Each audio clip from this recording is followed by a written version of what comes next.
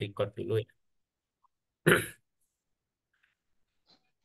Saya merasa cukup senang, sangat senang ketika Bu Anjani mengundang saya untuk berbagi dengan kondisinya MGBK untuk menyemangati, memotivasi, menghidupkan kembali bagaimana kelompok belajar teman-teman guru BK di Kota Palu adalah suatu yang luar biasa. Terima kasih Bu Anjani. Dan apa yang akan kita lakukan pada webinar ini barangkali tidak akan lengkap. Maka kemarin sudah ada percakapan dengan Bu Anjani, bagaimana nanti follow up dari kegiatan ini. Mari kita nanti lihat respon Bapak Ibu dan juga nanti di penghujung webinar ini akan ada satu tawaran, kemudian kita diskusikan, teman-teman MGBK Kota Palu nanti bisa merembuk bagaimana follow up-nya. Dan saya berharap sih ini ada follow up karena kalau hanya webinar 1,5 jam seperti ini, maka tema yang luar biasa dan besar ini tidak akan tuntas. Saya akan kasih prolog saja, kemudian bagaimana itu di dalam perspektif saya sebagai orang BK untuk memahami atau menyikapi, bahkan juga untuk memberikan alternatif-alternatif dengan kebijakan asesmen diagnostik non-kognitif yang ada di dalam kurikulum Merdeka. Ya, baik, Bapak Ibu, saya mohon izin saya akan bagikan layar saya.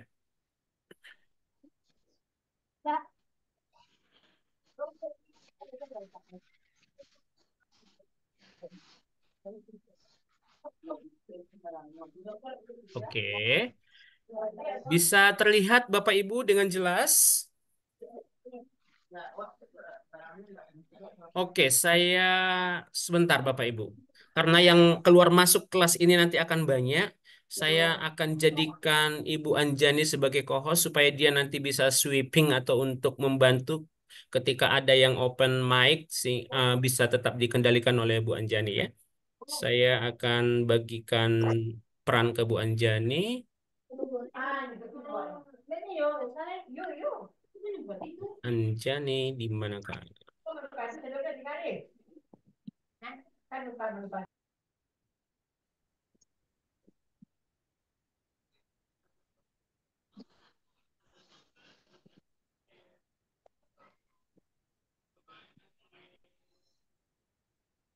Oke, tidak ada peran co-host ya. Saya akan nanti kendalikan di sini aja.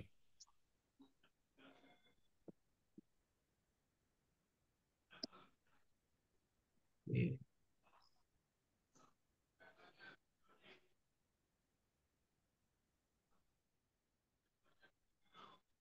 Bapak Ibu boleh atau bisa melihat layar saya dengan jelas? Terlihat, Pak. Baik, terima kasih. Terlihat. Oke, tadi sudah diperkenalkan siapa saya. Tapi sebelum ke perkenalan lebih singkat tapi lebih padat begitu, saya ingin menghantar Bapak Ibu pada apa yang akan kita diskusikan pada webinar ini. Yang pertama tentu tentang konsep asesmen diagnostik non kognitif dalam kurikulum Merdeka. Bapak Ibu mungkin sudah membaca, bahkan juga sudah mengikuti beberapa forum ilmiahnya, webinar, atau diskusinya. Saya hanya mereview ulang singkat dan kita lanjut pada manajemen asesmen diagnostik non-kognitif. Ini yang menjadi utama dalam konteks BK. Jadi kita selalu diskusinya dalam konteks BK ya Bapak Ibu ya, bukan konteks mata pelajaran ya. Jadi kita sebagai warga bimbingan dan konseling mencoba memahami asesmen diagnostik non-kognitif dalam kurikulum Merdeka. Kita mungkin sudah melihat beberapa contoh, bahkan sudah praktek baik di beberapa sekolah.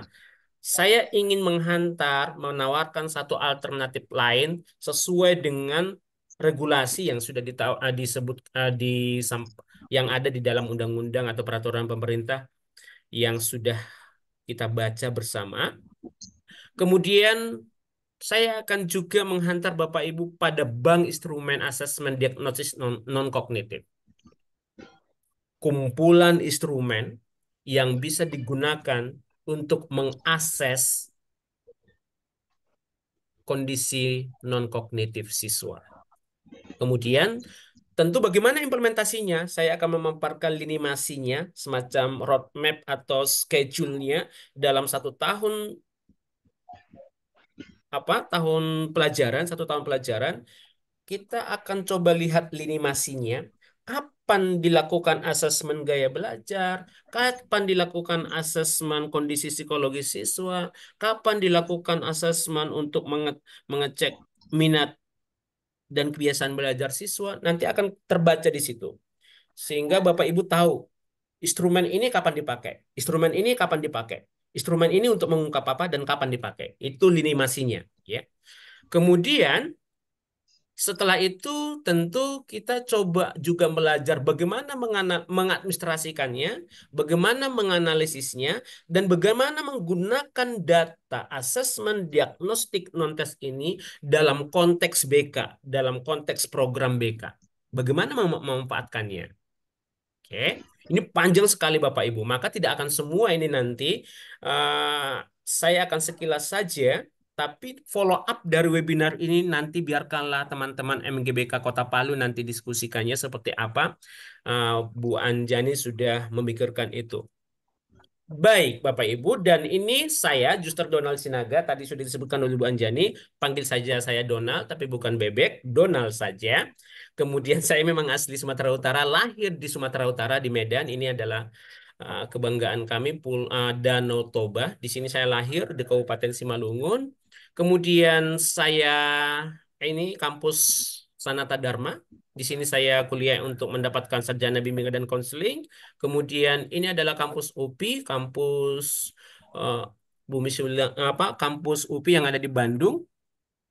Di sini saya menempuh pendidikan S2, juga bimbingan dan konseling, dan ini adalah kampus University Putra Malaysia.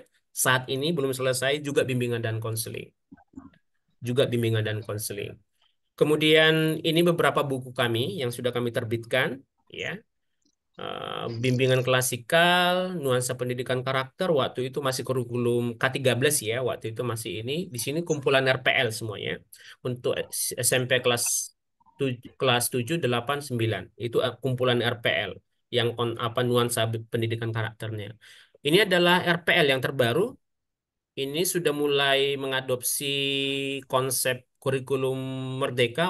Waktu itu ini disusun ketika transisi kurikulum ya, dari kurikulum K13 ke kurikulum darurat COVID, kemudian kurikulum merdeka, tapi sudah mengadopsi konsep-konsep itu di dalamnya, walaupun belum sepenuhnya. Oke. Tapi yang menjadi penekanannya adalah layanan bimbingan, tapi menggunakan metode experiential learning. Oke, experiential learning. Ini saya tidak tahu apakah ini masih ada stoknya, ada di sekolah ini. Mereka menyelenggarakan workshop, kemudian saya fasilitasi untuk membuat RPL. Ya. Saya bantu, saya kurasi, saya sunting, kemudian terbitlah buku ini se 300 halaman lah, 300 tebal sekali ini Bapak Ibu. Ini sekitar sekitar seratusan RPL di sini ada ya. Kemudian ini buku khusus untuk konseling.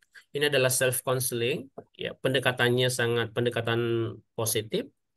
Nah, ini bisa jadi buku pribadi bagi konseling. Di kampus kami kita gunakan juga untuk beberapa konseling untuk baca sendiri, semacam biblioterapinya saja. Ya, ini Bapak Ibu karya kami. Kemudian tadi sudah disebutkan ini adalah karir kami. Memang saya minatnya pada manusia itu cukup tinggi sehingga karir saya tidak jauh-jauh dari situ. Jadi konselor adiksi, jadi HRD, jadi dosen ya ketemu individu, jadi konselor ya ketemu individu, ya. Dan juga menjadi mendirikan satu perusahaan ini terkait dengan pendidikan juga, ya. Dan ini adalah beberapa kontak media sosial yang Bapak Ibu bisa nanti berinteraksi dengan kami. Nah, itu perkenalan singkat. Mohon maaf Bu Anjani, kita gunakan sedikit. Ya mungkin tadi sudah makan siang, kita mungkin juga ya kita gerak-gerak sedikit ya. Ya, kita main sebentar ya. Bapak Ibu yang ikut kelas saya dan ini pernah digunakan, tahan jangan jangan jangan jangan jangan terlibat dulu ya. Karena beberapa di sini saya lihat Bapak Ibu yang saya ulang lagi permainan ini karena mungkin ini adalah kelas baru, maka mohon mohon izin Bapak Ibu kita ulang lagi permainan ini. Yang ini saya lewatkan. Nah, kita kembali ke sini ya. Saya mesti ngecek ini Bapak Ibu yang pernah ikut kelas saya. Jangan-jangan gitu loh ya. Oke. Oke, permainannya adalah teka-teki. Teka-teki. Bapak Ibu boleh chat. Kita gunakan dulu fasilitas chat. Boleh chat sebanyak mungkin, ya, sebanyak mungkin yang bisa Bapak Ibu jawab. Oke. Ini sudah direkod Bu Anjani, sudah direkod. Nanti saya bagikan rekodnya ke Ibu. Oh iya Pak. Ya, Ibu juga bisa rekod di komputer Ibu. Saya sudah kasihkan izin ya. Baik, yang pertama. Yang pertama silahkan chat Bapak Ibu. Boleh pakai HP, boleh pakai laptop ya. Yang pertama. Oke. Seorang barber atau tukang potong rambut memotong rambut dengan titik-titik. Oke. Bapak Ibu yang apa? Jangan dijawab. Bapak Ibu yang pernah bermain dengan itu jangan dijawab. Biarkan teman-teman kita yang baru menjawab. Saya kasih clue. Seorang barber, tukang potong rambut, memotong rambut dengan titik-titik. Bapak Ibu yang pernah bermain dengan saya jangan dijawab. Oke, biarkan Bapak Ibu yang belum pernah ikut bermain dengan ini. Saya belum pernah Pak, jadi saya suruh jawab. Boleh, boleh jawab Bu Anjani, boleh. Boleh. Boleh type ya, ketik ya Bapak Ibu di kolom chat kita. Saya kasih alat huruf kedua sebagai bantu. Oke. Nah, oke. Kita lihat ya. Kita lihat, jangan-jangan sudah ada yang menjawab. Terus apa jawabnya? Gunting, gunting. Gunting, gunting, gunting, gunting. Sepertinya memang ini ada Pak Teddy. Pak Teddy, jangan tahan dulu Pak Teddy. Oke, gunting. Dan jawabannya adalah Ferguson. Tidak semudah itu Ferguson. Dan jawabannya adalah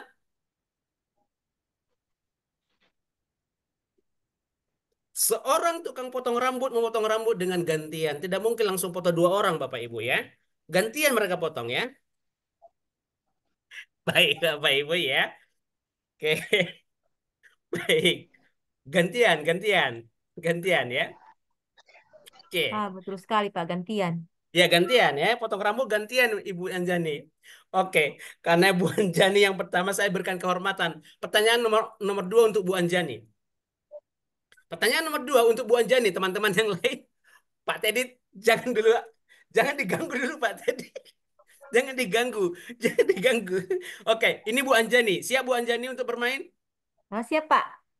5 kotak yang mengemudikan pesawat terbang titik-titik. Saya kasih clue. Waduh,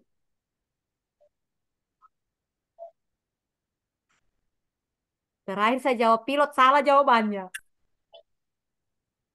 Ibu, Tunggu dulu ibu, Pak, saya ibu pikir jawab dulu saja. Pak. Ibu jawab. Apa ibu jawaban ibu apa?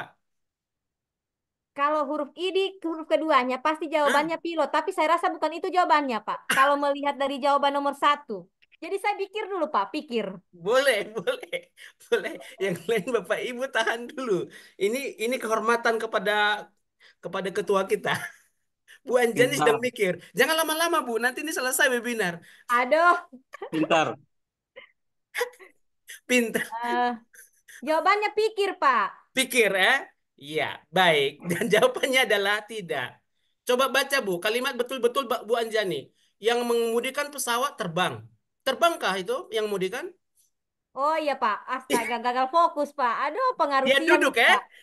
Yang pilot itu duduk, dia nggak Iya. terbang melayang-layang. Ya dia duduk itu Ya yang mengemudikan ya. Allah. Tahan Oke, emosi Bu luar Anjani. biasa Pak. Tahan emosi.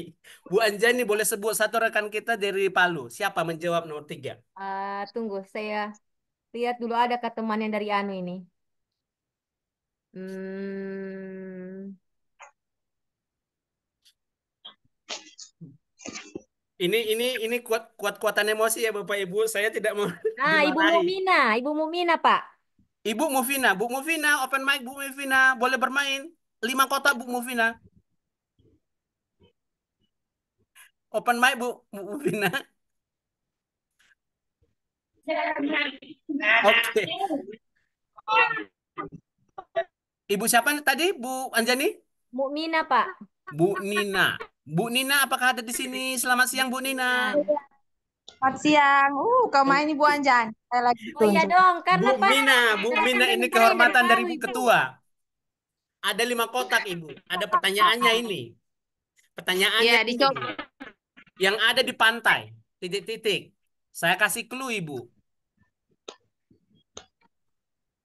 Ya, kalau secara ini yang di pantai pasir, tapi kalau melihat ini apa Oke, ya? mungkin Ibu betul. Saya kasih clue yang kedua. Nah, Ya, yang ada di pantai pasir. Bapak Ibu Tunggu, yang tunggu, Pak. Tunggu, Pak. Tunggu. Sedikit Oke, lagi dipikir. oke, saya kasih 10 detik.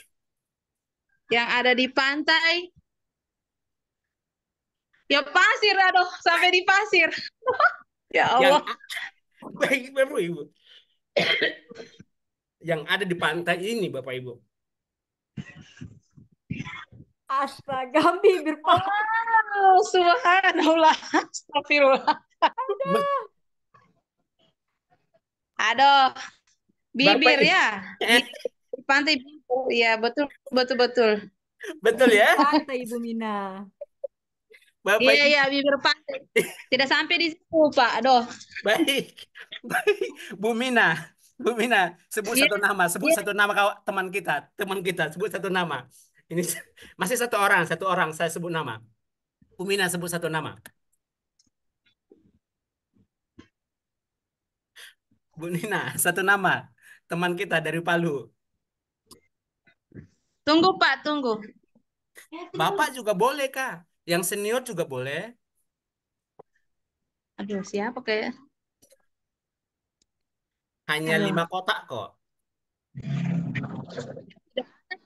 Yang saya kenal sini Ibu Anjani siapa ya? Ai, Cuman ini saja, saya punya kalau tidak salah ini mantan mahasiswa Pamongku lalu, Ibu Siskawati. Coba. Bu Siska boleh open mic, Kak? Dari Buol ini, dari Buol. Kalau tidak salah dia ini, Siskawati dari Buol, mantan mahasiswaku Mahasiswa. Pamongku lalu. Baik. Ya. Bu Siska boleh open mic. Ibu dapat kehormatan dari Bu Wina. Wina.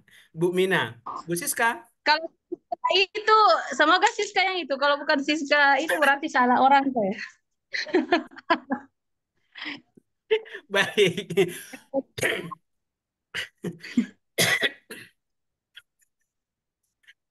Bapak Ibu tidak boleh protes, toh? Laki ka deh, Mas. Oke, Siapa Bapak Ibu. lalu? Baik. Hah? Karena Bu Siska tidak ada ini yang lagi Laki open apa? mic ini, Bapak siapakah? Ina sih paling. Oke, oke. Saya kasih kesempatan kepada Ibu Dwi. Siapa tadi ya, Ibu Dwi? Sorry, sorry. Dek, kapan? Oke.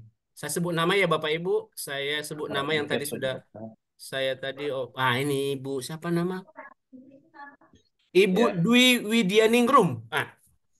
Karena kebetulan open kamera. Ibu, kesempatan istimewa untuk Ibu menjawab pertanyaan nomor 5. 5 kotak Ibu. Siap, Bu?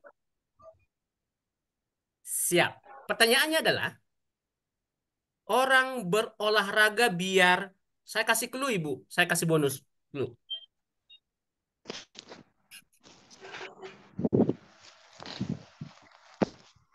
Sehat, tapi nggak mungkin sehat ya Pak ya? Tidak mungkin sehat katanya. Dia Lalu apa, Bu? sehat. Dia Yang lain jangan jangan dijawab dulu, Bapak Ibu, jangan dijawab dulu. biar segar. Biar segar ya. Oke, kita Segar kunci ya, biar. biar segar. Dan jawabannya adalah biarinlah, Biarin. biarinlah. jadi kalau ada orang yang berolahraga, Bapak Ibu nggak usah larang, biarin ya. Baik, Bapak Ibu, Biarin aja. biarin aja ya, biarin lah ya. Oke, ini yang kelima, Bapak Ibu. Ini kita open semuanya. Pertanyaan kelima, Pak Tani menanam padi di Pak Teddy boleh ini. Pak Teddy tadi sudah mau mancing-pancing, angkat tangan. Ini Pak Teddy nih, Pak Teddy boleh. Pak Tani menanam padi di, saya kasih clue. Boleh chat Bapak Ibu. Boleh open mic.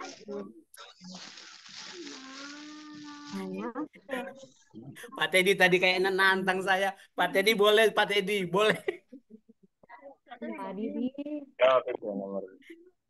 Disebut namanya tadi nama aku tapi sama semangat. Jawabannya itu lewat. Boleh semuanya boleh. Siapa saja boleh. Bapak Ibu chat boleh.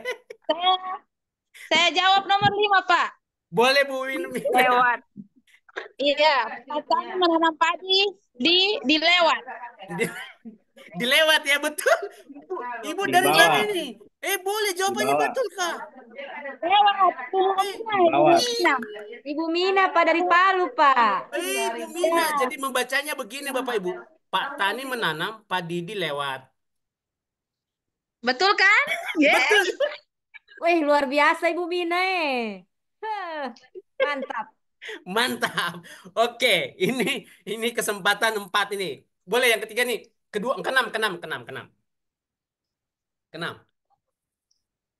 Jika es didiamkan, maka akan jadi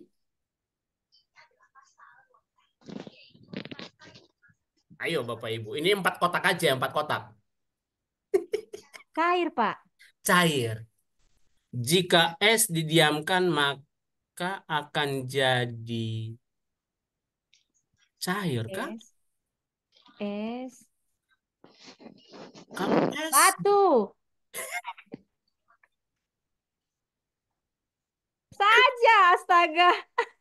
kalau es didiamkan maka jadi es saja, nggak akan kan Air. tidak disebut di luar kan mungkin di kulkas kan jadi es saja tidak akan berubah apa-apa dia Bu, es saja tetap. Dan yang terakhir Bapak Ibu ini agak panjang, tapi kayaknya mudah. Puasa di bulan titik-titik kasih cluenya banyak.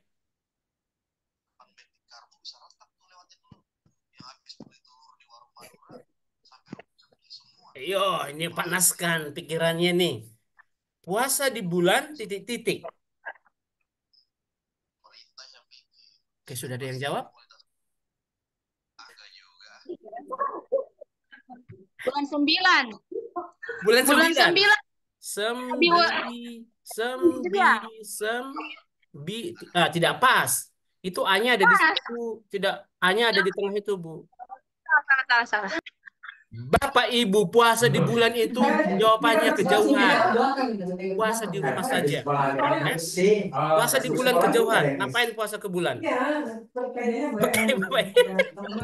Oh iya. Baik, terima kasih. Mohon maaf bukan membuat emosi, tapi ini hanya untuk permainan Bapak Ibu ya.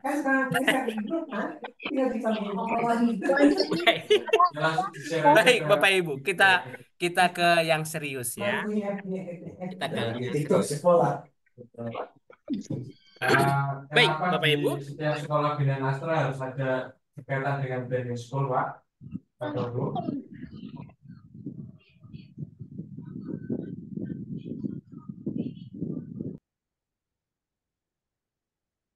Oke, kita mulai dengan materi kita. Seperti judulnya, manajemen asesmen diagnostik non-kognitif dalam bimbingan dan konseling pada kurikulum Merdeka. Saya mengajak Bapak Ibu kita bicara diskusi ini dalam konteks bimbingan dan konseling, bukan mata pelajaran, ya, tapi dalam konteks bimbingan dan konseling.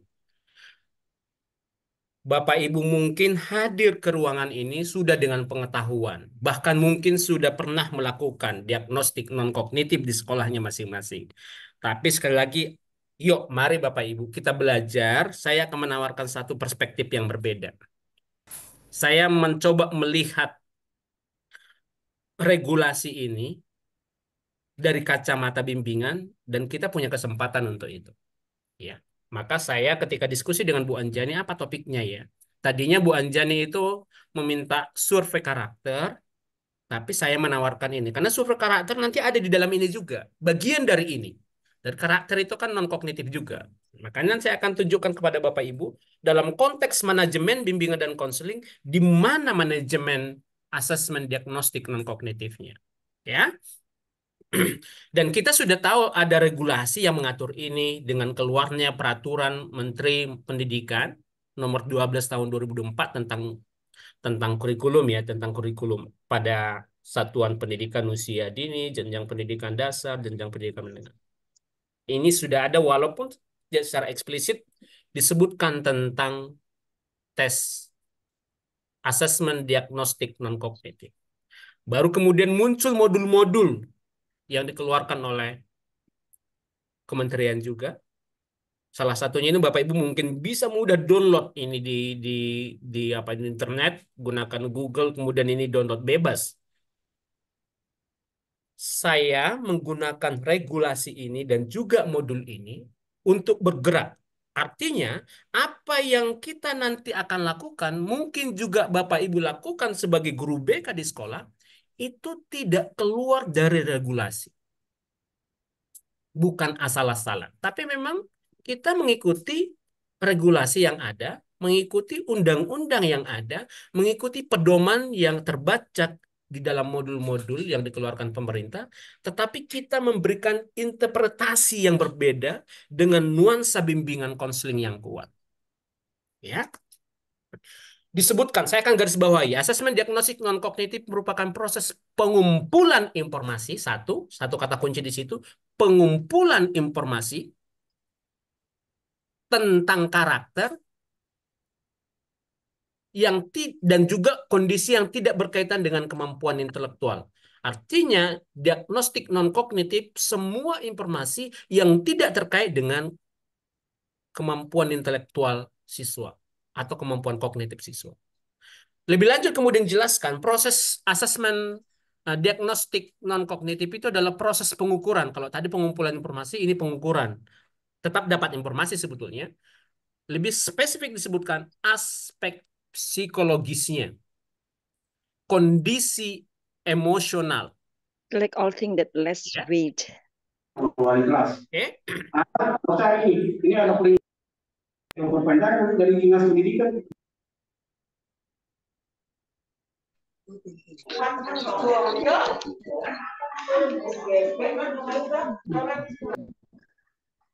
Oke, Bapak Ibu, saya akan lanjutkan. Mohon Bapak Ibu ketika bergabung boleh di-mute mikrofonnya supaya nanti tidak mengganggu kelas kita ya.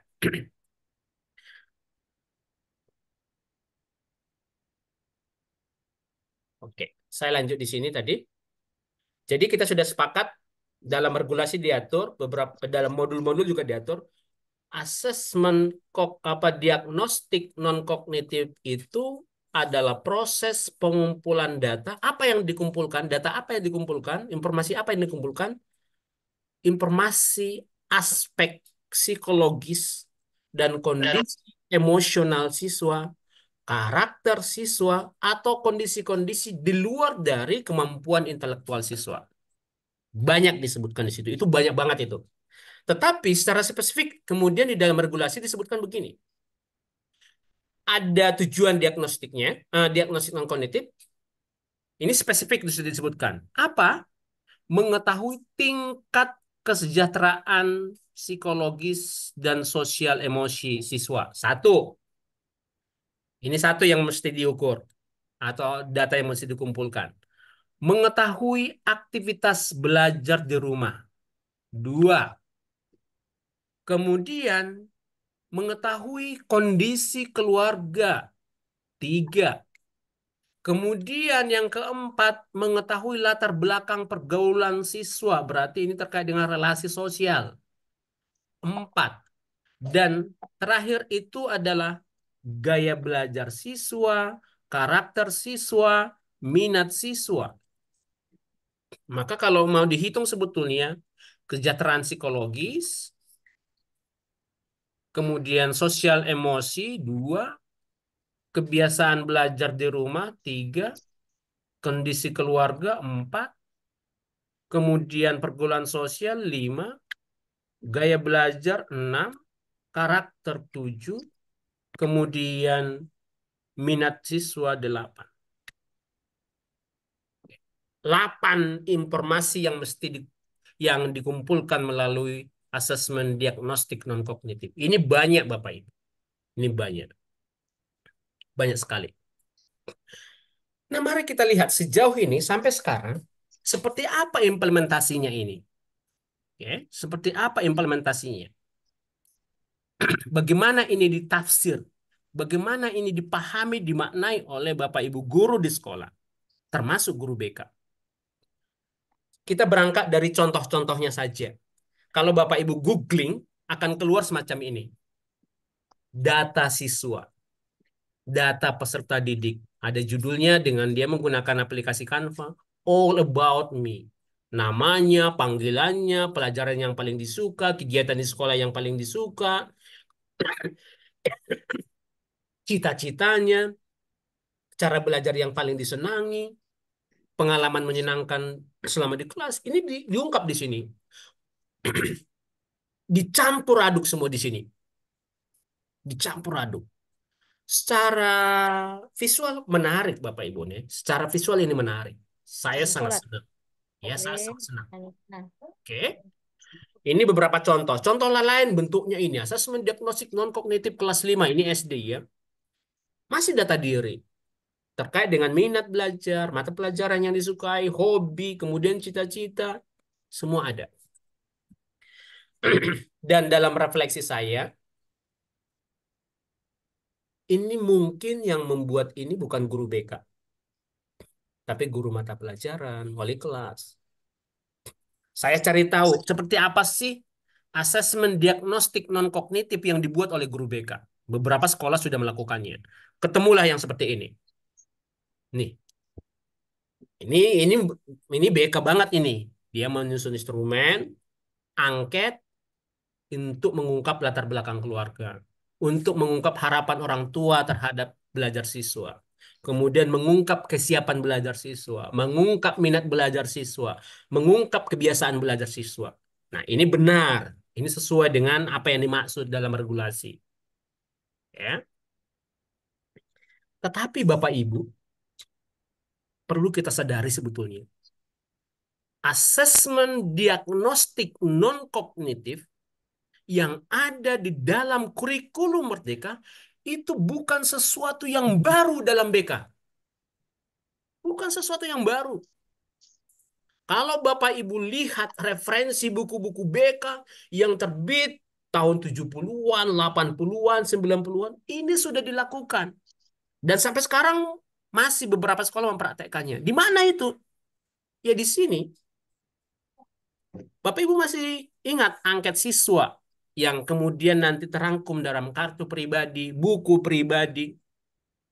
Semua di situ diungkap. Datanya, alamatnya, penghasilan orang tua, kebiasaan belajar, kemudian minat bakatnya, semua sudah dilakukan. Dan ini, jadi menurut saya ini bukan sesuatu yang baru bagi BK. Bukan sesuatu yang baru asesmen diagnostik non-kognitif. Kita sudah melakukan ini dan beberapa referensi kebekaan juga sudah melakukan itu. Kartu pribadi, semua data itu ada di dalam. Ya, mungkin beberapa sekolah mengembangkan, memasukkan juga dengan gaya belajarnya. Atau gaya belajar terpisah instrumennya. Kebiasaan belajar terpisah dengan instrumennya. Tapi kondisi orang tua, kondisi belajar di rumah itu terungkap di situ. Bahkan juga memasukkan kondisi psikologisnya ketika sekolah itu cukup punya data Ngapain? melakukan tes Berdua orang. psikologis. Berdua orang. Anak pocong, bener ya? Apa ya? Tapi Bapak Ibu, di apa yang Oh, Indah. halo Bapak Ibu, mohon di mohon Nggak ada nama dimatikan. di sini.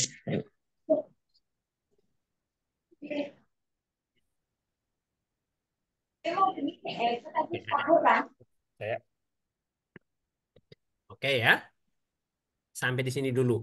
Jadi, saya mau mengatakan asesmen diagnostik non-kognitif yang ada di dalam kurikulum Merdeka bukan sesuatu yang baru di dalam bimbingan dan konseling. Jauh-jauh sebelum kurikulum Merdeka ada kemudian melemparkan isu tentang ini, BK sudah melakukannya yang kita kenal dengan angket siswa, angket pribadi siswa yang terkumpul dalam buku pribadi, kartu pribadi. Hanya mungkin beberapa hal yang perlu dilengkapi, ya. Tapi sudah melakukan itu. Oke?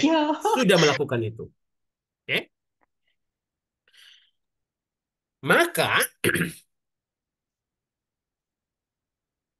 kalau ada gerakan melakukan asesmen diagnostik non-kognitif pada kurikulum Merdeka, saya punya pertanyaan refleksi nih. Kalau itu dilakukan guru, kalau itu dilakukan wali kelas, seperti apa data itu dikelola? Dan seperti apa data itu digunakan? Seperti apa data itu dilaporkan? Sementara mereka punya tugas yang juga tidak kalah penting terkait dengan mata pelajaran. Ya, saya bukan karena orang BK kemudian merasa ini mestinya wewenang guru BK. Ini mestinya wilayah pekerjaan BK. Bukan karena itu. Tapi kalau lihat secara teoritis dan keilmuan, memang ini adalah wilayah pekerjaan BK. So, mari kita lihat. Ini perspektifnya. Ini perspektifnya. Maka saya menawarkan, lalu bagaimana cara menatanya ini? Bagaimana mengaturnya? Supaya ini betul-betul bisa kita tawarkan ke sekolah. Tidak hanya ditawarkan, tapi punya hasil. Tidak hanya hasil, tapi punya dampak pada siswa. Ini asesmen diagnostik non-kognitif. Ini bukan satu yang terpisah dari manajemen BK. Ini satu kesatuan. Artinya, asesmen diagnostik non-kognitif itu ada di dalam manajemen BK. Bagian dari manajemen BK. Bagian dari manajemen BK.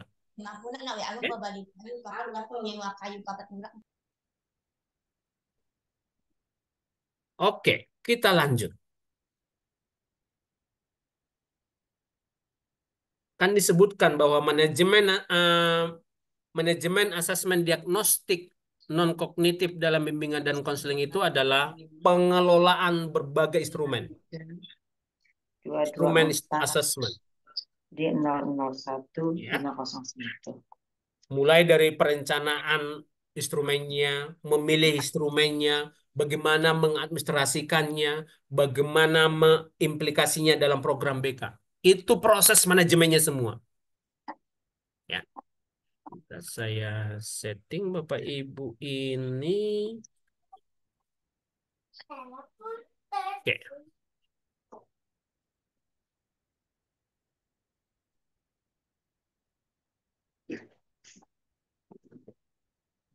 Oke, saya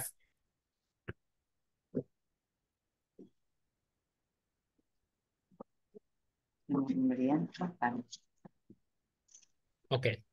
Bapak Ibu jika ada hal pertanyaan boleh langsung di chat di room ataupun bisa open mic Bapak Ibu ya. Supaya nanti bisa langsung diskusinya fokus pada hal yang ditanyakan itu ya.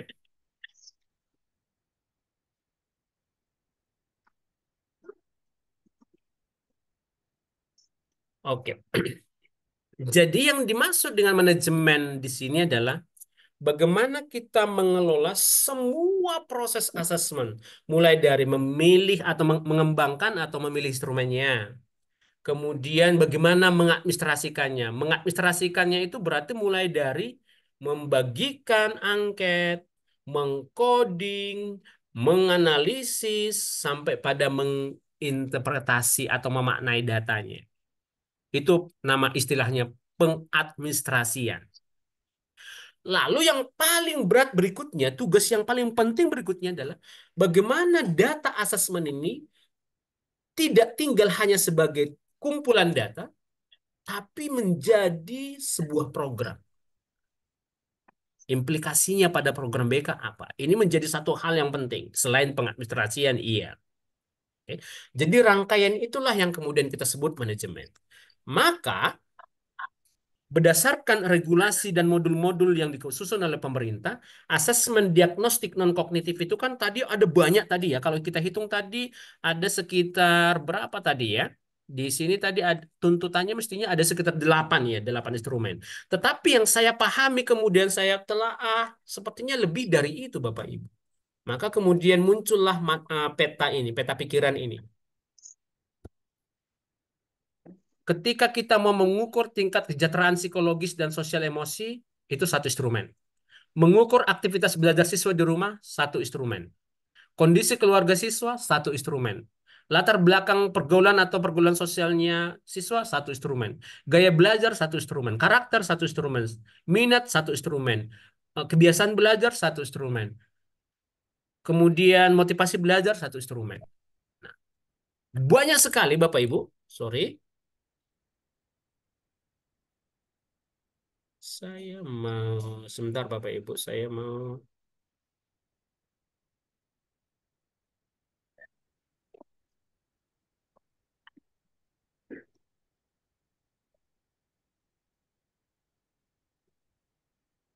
Nah, ini kembali ke sini.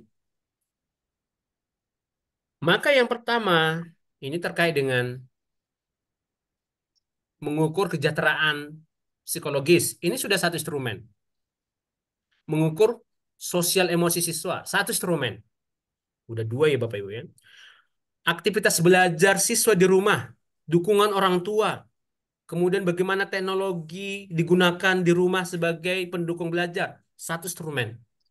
Kemudian mengukur persepsi siswa tentang dinamika keluarganya, termasuk bagaimana kedekatan antara ayah, bapak, ibu, anak dalam rumah, bagaimana konflik dalam rumah, kemudian bagaimana rumah itu menjadi sebuah organisasi, itu diukur satu instrumen lagi. Kemudian juga bagaimana relasi sosial siswa itu, seperti bagaimana dukungan sosial dia dapat, bagaimana konflik sosial dia alami, bagaimana isolasi dalam relasi sosial, itu tidak cukup dengan sosiometri.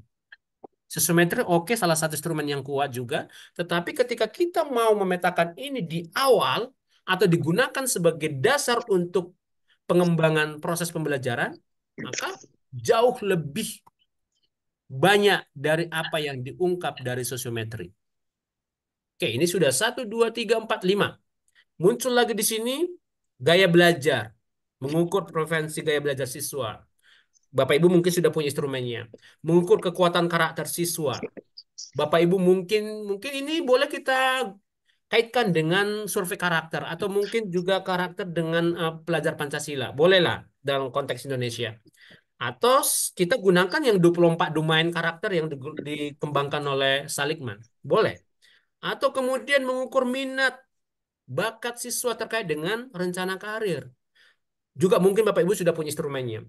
Mengukur tingkat minat siswa dalam subjek tertentu atau proses belajar. Minat belajar, ini minat belajar maksudnya. Kalau ini minat karir, ini terkait dengan karir.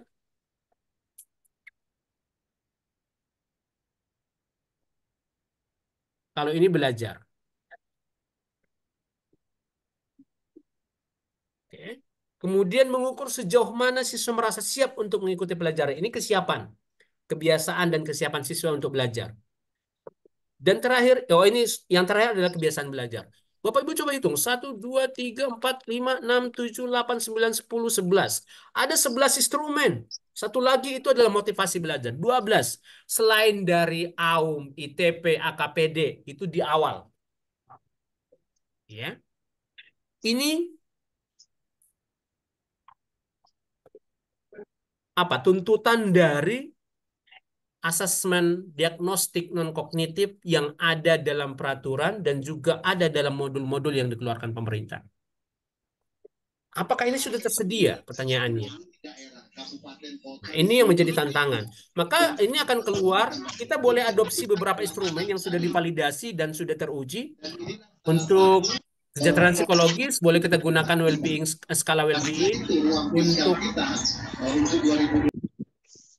Untuk sosial emosi, kita bisa gunakan SDK. Ini sudah ada juga. Nah, maka saya bilang kan, webinar ini tidak cukup untuk membahas ini semua satu-satu. Ya. Kemudian, oke Pak Teddy ada raise hand, boleh buka diskusi Pak Teddy, mangga.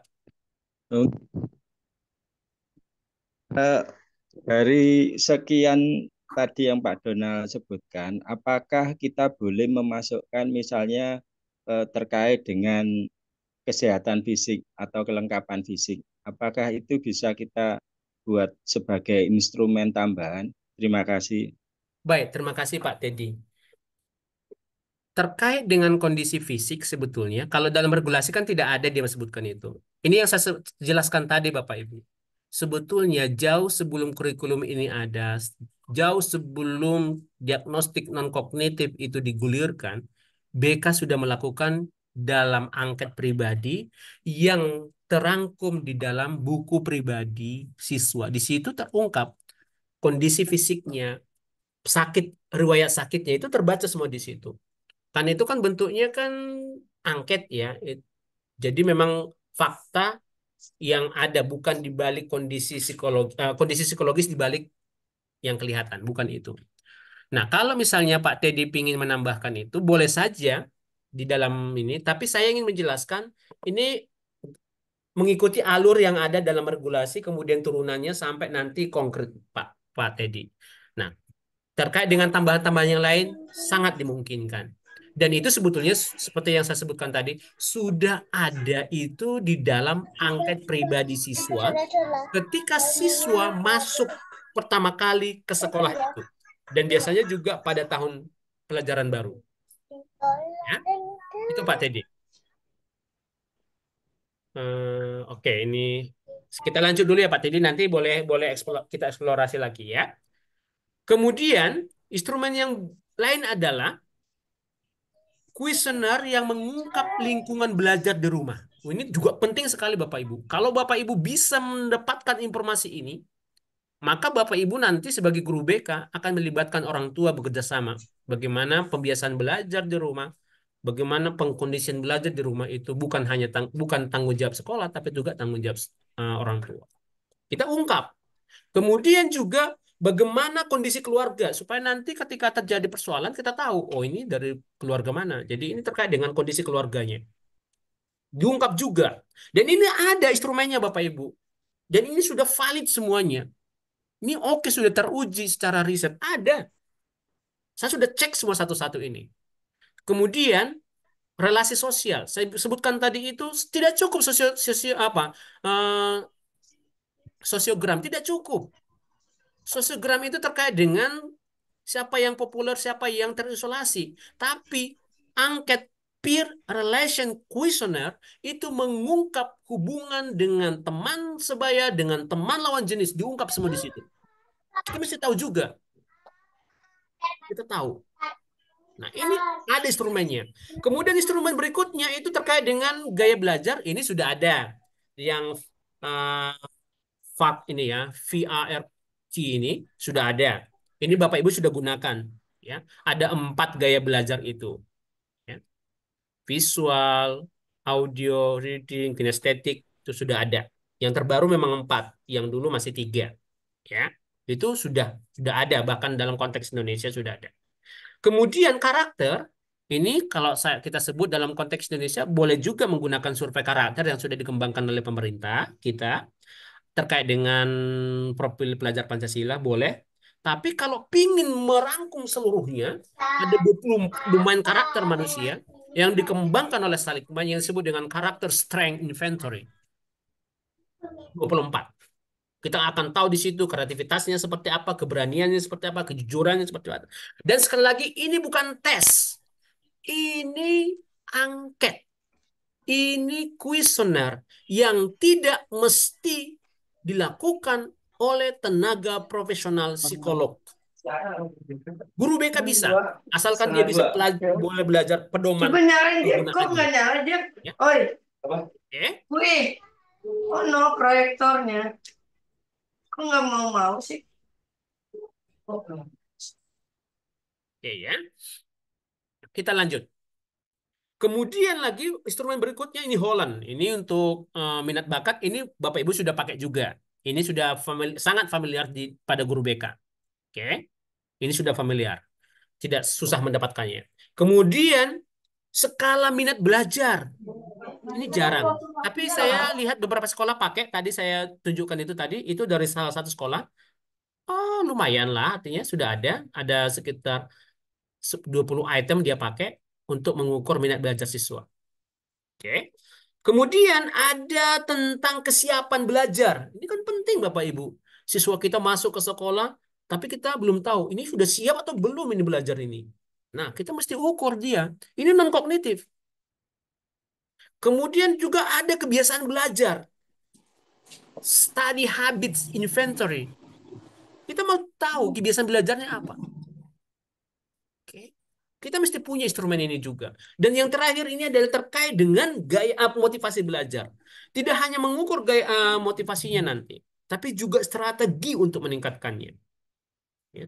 Maka motivated strategies for learning questionnaire. Jadi mengungkap motivasinya dan juga menumpak strategi untuk meningkatkan motivasi belajarnya. Ini ada 12 instrumen. Kalau mau mengikuti garis lurus dari regulasi yang ada ya. Tujuannya ada 4.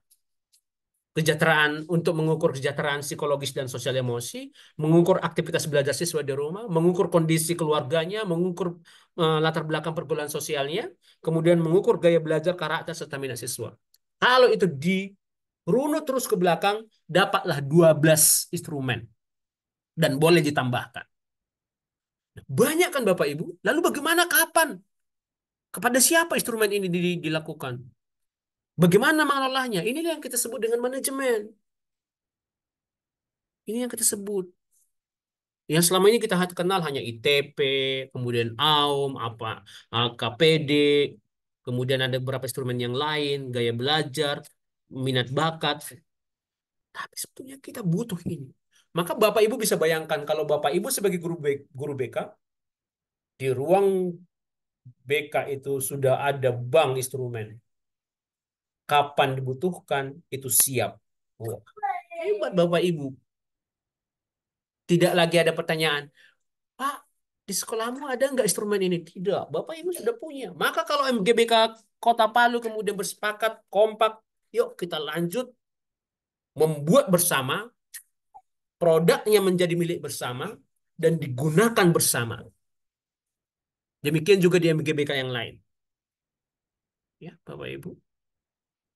Itu menjadi luar biasa. Makanya sekarang itu bukan kompetisi lagi, tapi kita butuh orang lain untuk bekerja bersama. Maka Bapak Ibu nanti satu sekolah punya 20 instrumen, ini luar biasa. Kapanpun dibutuhkan siap. Oke, Bu Mina sudah merespon. Insya Allah siap. Baik, gaskan Bu Mina. Gaskan pokoknya ya. Oke, kita lanjut dulu ya. Oke. Masih ada juga teman-teman menganggap sebagai kompetisi, Pak. Tidak mau berbagi. Sebenarnya saatnya sudah berbagi nih, untuk saling berbagi untuk menghasilkan karya supaya dipakai bersama. Betul. Jadi saya sepakat. Ya, jadi Semangat sekarang itu bukan kita lagi pakai ya Bu ya. Kita sepakat ya. Semangat itu semoga nanti semangat itu betul-betul dihidupi oleh teman-teman. Ya khususnya karena kita sekarang ini tuan rumah adalah Kota Palu, MGBK Kota Palu. Paling tidak MGBK Kota Palu itu semangat itu sungguh dihidupi. Maka misalnya nanti follow up dari ini akan ada workshop. Jadi menyusun bersama apa yang disusun oleh Bu Mina. Ada satu instrumen misalnya, Bu Anjani satu, kemudian itu dikumpulkan menjadi satu kumpulan instrumen, kemudian menjadi milik bersama MGBK. Senang Bapak Ibu, saya kerja satu tapi dapat 20. Demikian juga yang lain. Senang kita. Itu yang kita harapkan. Ya, itu yang kita harapkan. Kemudian ketika pengawas datang, kelengkapan instrumen, lengkap semuanya. Di sana juga begitu lengkap. Ya, sama-sama berkembang. Nah, kita kembali ke BK. Ini konteks BK Bapak Ibu. Bapak Ibu kalau belajar BK, ya, kalaupun misalnya dapat dokumen tentang keBK-an, menggunakan kerangka kerja ini. Ini sangat populer, sudah masif digunakan. Ya. Ini kerangka kerja manajemen BK ya. Ya. Ini proses perjalanan ya Bapak Ibu. Ini proses perjalanan. Pertama-tama kita melakukan asesmen. Sebagai guru BK kita melakukan asesmen. Yang kita asesmen apa? Asesmen yang kita asesmen siswanya. Kemudian yang kedua, lingkungannya. Lingkungan ini siapa? Pendapat orang tua, pendapat guru tentang kebutuhan siswa. Maka muncullah beberapa instrumen AKPD, ITP, inventory tugas perkembangan, AUM, alat ungkap masalah. Nah, ada 3 yang sangat umum digunakan guru BK di sekolah ya. Nah, itu yang digunakan. Kemudian dapatlah rumusan kebutuhan siswa. Dari rumusan kebutuhan siswa itu kemudian kita jabarkan dalam bentuk layanan. Ini nanti masuk layanan apa, komponen layanan apa? Oh, ini layanan dasar, ini layanan responsif, ini perencanaan individual. Nah, kemudian masuk strategi yang lebih kecil. Oh, ini bimbingan kelompok, ini kelas, lintas kelas. Oh, ini konseling individual, ini konseling kelompok, teman sebaya. Semua itu kemudian muncul. Ini manajemen BK secara umum. Tapi dengan adanya regulasi diagnostik non-kognitif dalam kurikulum Merdeka, sepertinya ini akan berubah, Bapak Ibu. Dan saya melihatnya seperti ini dan memvisualisasikannya seperti ini.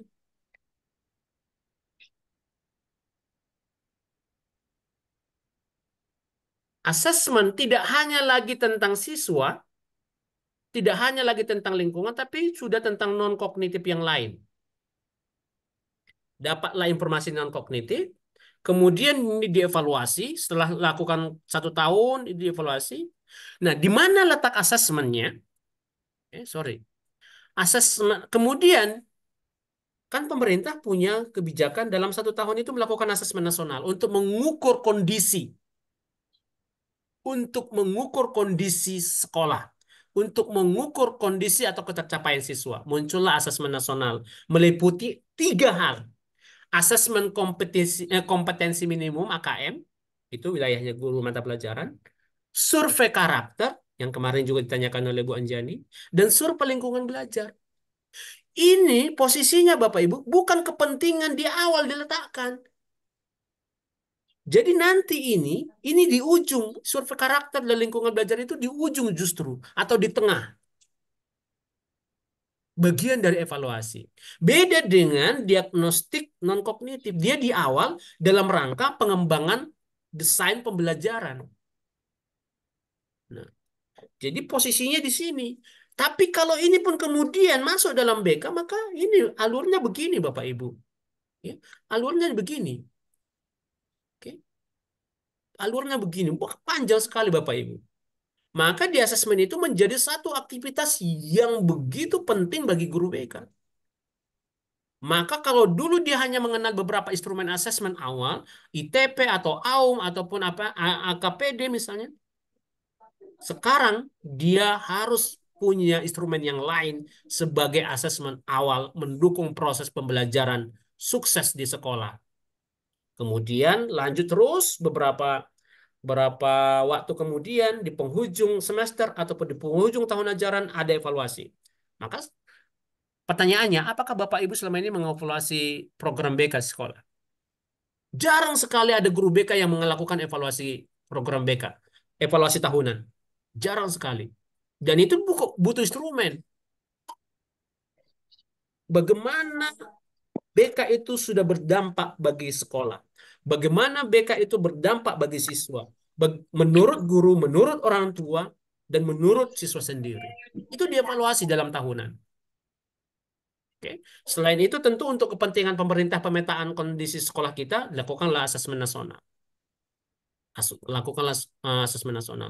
Dan itu instrumennya sudah disediakan oleh pemerintah. Bapak Ibu tidak usah lagi repot-repot menyusun instrumennya. Hanya menjadi tantangannya sekarang, bisa nggak data survei karakter itu kita pakai untuk penyusunan program BK tahun berikutnya. Sebetulnya kurang lebih sebetulnya ada di sini. Jadi mengulang. Ya, jadi sebetulnya jadi apa yang ada di sini ini ada di sini Bapak Ibu ini. Sama. Nah, ini kan manajemen itu hanya sebut lingkaran ya Bapak Ibu, terus berulang nanti. Oke.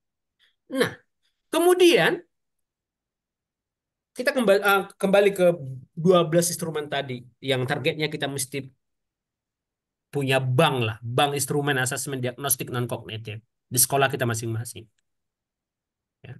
Kita mesti susun itu. Kalau paling tidak minimal 12 tadi lah, tambah ITP ataupun AUM ataupun AKPD ya, jadi 13 lah. Mungkin 15 instrumen ada ready di BK kita. Ya. Kemudian ini tadi ya, ini sudah banknya nih. Paling tidak ini dapat 13 tadi ya, 13. Ya, tambah tadi AUM, ITP, AKPD, dan lain-lain yang sejenis untuk penyusunan program. Oke. Jadi mungkin ada sekitar 20-an instrumen lah yang mestinya kita miliki sebagai guru BK. Kalau mengacu kepada asesmen diagnostik non-kognitif ya. Di luar itu boleh tetap punya bank. Ya. Apalagi kondisi sekarang itu sudah bisa terdigitalisasi, bisa semua bentuk manualnya ada, kita buatkan bentuk manual, tapi juga bentuk digitalnya ada dalam bentuk Google Form atau aplikasi-aplikasi yang lain. Ya. Oke. Nah, ini kalau Bapak Ibu sudah punya ini, oh, aduh, sedap nih jadi guru BK di awal. Ya tentu masih perjuangannya masih banyak. Punya instrumen belum tentu juga bisa dimanfaatkan dengan baik. Maka Bapak Ibu mesti mengatur waktunya. Ini bentuk ini salah satu contoh, ini sudah ada ready ya, ini sudah ada ready Bapak Ibu ini. Yang kebiasaan belajar juga sudah ada. Ini juga sudah ada dalam apa ya? Artinya sudah siap sebetulnya ya. Saya bisa saja membagikan itu, tapi saya pingin kita kerja ya. Kita pingin kerja. Ya. Yang belum ada ini adalah panduannya supaya Bapak Ibu itu setiap guru BK bisa melakukan, bisa mengadministrasikannya tanpa harus bingung karena di panduannya sudah jelas. Termasuk nanti menganalisisnya. Butuh panduan-panduannya. Dan itu tidak mudah, proses panjang membuat panduan-panduan semacam itu. Tapi tidak mustahil kalau kita bekerja sama panduan itu jadi. 26 panduan instrumen yang dipakai oleh guru BK mendukung kurikulum Merdeka dalam diagnostik non-kognitif. Jadi. Jadi Bapak Ibu. Katakan jadi. Oke, dan ini lini masinya ya. Saya ingin memberikan satu perspektif bagaimana instrumen-instrumen asesmen itu kemudian dilakukan atau diberikan kepada siswa. Oke, ini tidak cukup besar ya. Saya semester awal, gasal. Ya. Semester ganjil, tahun ajaran baru. Di awal-awal boleh kita bagikan AUM, ITP, AKPD, juga boleh Strength and Difficulties Questionnaire. Ini mengecek tentang gangguan-gangguan sosio-emosional, kemudian juga kesejahteraan psikologisnya. Bisa dipakai di sini. Kemudian juga gaya belajar boleh dipakai di sini. Jadi kurang lebih di awal-awal semester itu ada 3 instrumen yang mesti kita sebarkan kepada siswa. Yang satu itu utamanya memang nanti untuk program, ini untuk program, sedangkan yang untuk Strength and Difficulties Questionnaire ini untuk mendeteksi mana-mana siswa kita yang mengalami gangguan-gangguan psikologis atau sosio-emosional, nanti mendapatkan intervensi konseling. Ya. Gaya belajar itu nanti kita presentasikan kepada guru-guru supaya itu bisa, informasi itu bisa mendukung guru mata pelajaran mendesain pembelajarannya di kelas setelah mengetahui potret atau profil gaya belajar masing-masing kelas. Kemudian di pertengahan semester gasal, ya mungkin kalau masuk bulan Juli berarti di sekitar bulan Oktober gitu, kita sebarkan lagi instrumen untuk melihat aktivitas belajarnya. Gaya apa aktivitas belajar di rumah seperti apa, kondisi keluarga di rumah bagaimana, mendukung akademiknya atau enggak, kemudian bagaimana pergaulan sosialnya. Ini kita letakkan di bulan-bulan Oktober atau pertengahan antara semester gasal. 3 instrumen juga. Kemudian akhir semester gasal, baru kita cek kesejahteraan psikologisnya. Ini agak beda dengan yang strength and difficulties ini. Ini kalau ini agak-agak mirip terkait dengan kesulitan dengan AUM ya. Yang ini agak-agak mirip dengan AUM, tapi dia lebih psikologis banget. Nah, di sini kita ngecek setelah 1 semester belajar bagaimana ya ngecek ini kesejahteraan psikologis anak saya nih. Dicek lagi, ini hanya 1. Akhir semester. Apakah mereka mengalami kelelahan, apa stres, ini dicek di sini. Semester gasal selesai Bapak Ibu. Kemudian semester genap di awal boleh tidak dilakukan karena dia sudah menggunakan ini ya. Tapi boleh dilakukan.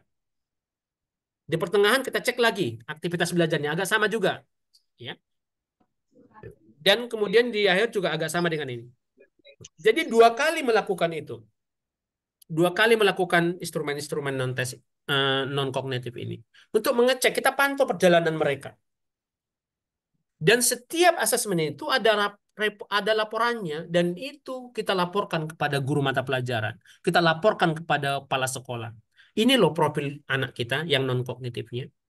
Menariknya nanti Bapak Ibu harus siap membuat laporan yang menggunakan infografis. Tampilannya cantik, visualnya mudah dipahami. Sekarang mudah, teknologinya canggih, dan itu Bapak Ibu sudah lakukan. Dengan demikian, tingkat kepercayaan BK di sekolah meningkat. Meningkat. Nah, tantangan berikutnya lalu bagaimana menganalisis interpretasinya? Di webinar ini tidak bisa saya jelaskan. Ini nanti terkait dengan pedoman. Masing-masing instrumen beda. Kalau dia menggunakan skala Likert, bagaimana menganalisisnya? Kalau dia menggunakan skala garis, bagaimana menganalisisnya? Kalau dia menggunakan skala dikotomi ya tidak, misal bagaimana menganalisisnya? Begitu semuanya. Nanti beda. Ini tidak cukup di sini, Bapak Ibu. Dan implementasinya, ini juga tantangan berikutnya.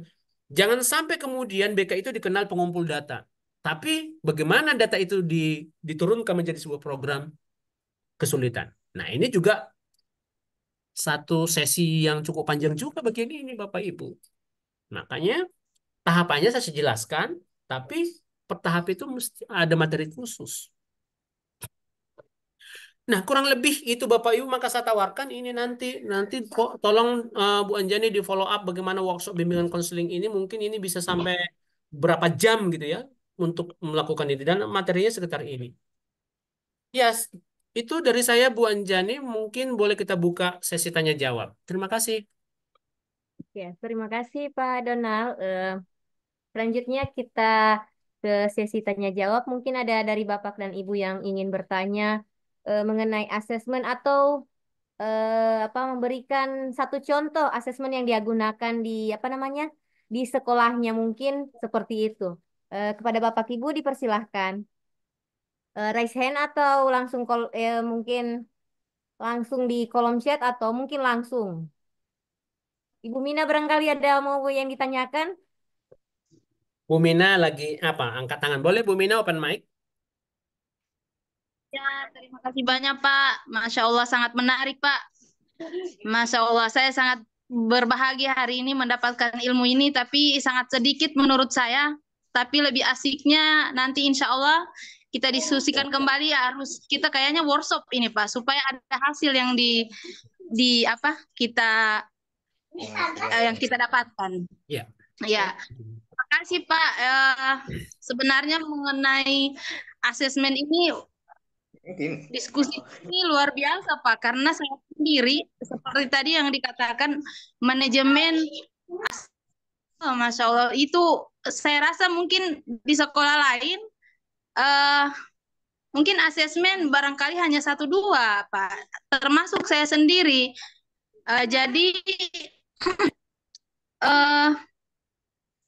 bagaimana ini pertanyaan, bagaimana agar supaya asesmen tadi yang buat asesmen diagnostik, kalau dulu kita kan membuatnya sudah seperti Bapak sampaikan tadi di mana di buku tadi itu sudah tercantum semua, tapi kalau dengan adanya kurikulum Merdeka kita dituntut membuat asesmen non diagnostik.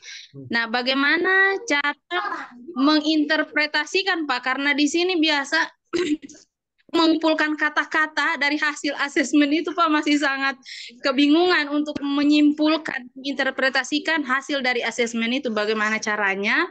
Dan yang kedua, bagaimana kita bisa mengkondisikan, menggabungkan antara dengan hasil asesmen itu untuk dimuat ke program BK. Ya, mungkin itu Pak. Baik, terima kasih Bu Mina. Terima kasih pertanyaannya. Ya, seperti saya sampaikan di awal, memang webinar ini hanya pengantar Bapak Ibu. Jadi memancing atau memantik diskusi. Memantik kesadaran kita bahwa asesmen diagnostik non-tes itu sebetulnya secara spirit wilayah kerja itu wilayah kita, wilayah BK. Oke. Tapi tentu dengan kurikulum Merdeka ini saya tidak tahu bagaimana pelaksanaannya di lapangan. juga dilakukan oleh guru-guru mata pelajaran. Nah, menarik pertanyaannya Bu Mina tadi, bagaimana menginterpretasi data? Apalagi kalau datanya kualitatif. Kalau tadi kan ada contohnya, datanya kan data-data kualitatif semua itu, bukan data angka. Kalau tadi itu all about me, di situ ada data keluarganya, data kebiasaan belajar, dan itu dalam bentuk bentuk kalimat semuanya. Lalu Memang. bagaimana itu dikelola? Itu guru mata pelajaran loh. Guru mata pelajaran dengan wilayah kerjanya aja sabrek kayak gitu, kemudian disodorkan lagi data kualitatif. Saya nggak yakin. Bahwa memang ada satu dua guru yang luar biasa, iya. Tapi secara umum, sepertinya kualitatif ya, data kualitatif itu tidak mudah mengcodingnya dan tidak mudah menginterpretasinya. Ya. Maka salah satu cara, tentu bukan yang terbaik, adalah data kuantitatif melalui angket seperti ini, yang datanya nanti kita terima adalah angka. Angka kemudian itu dianalisis menjadi kategori. Oh, ini kesejahteraan sosialnya, kesejahteraan psikologisnya sangat tinggi. Ini kesejahteraan psikologisnya tinggi. Ini sedang. Sangat tinggi itu artinya apa? Tinggi itu artinya apa? Itu sudah ada semua nanti dalam pedomannya. Ya, kalau berhasil disusun 20 instrumen lengkap dengan pedomannya, di dalam pedoman lengkap dengan interpretasinya. Bapak, Ibu, guru BK, aduh nyaman sekali nanti pakai itu. Oke. Lalu bagaimana itu diturunkan dalam program BK? Kalau Bapak Ibu tadi perhatikan di slide saya, ya.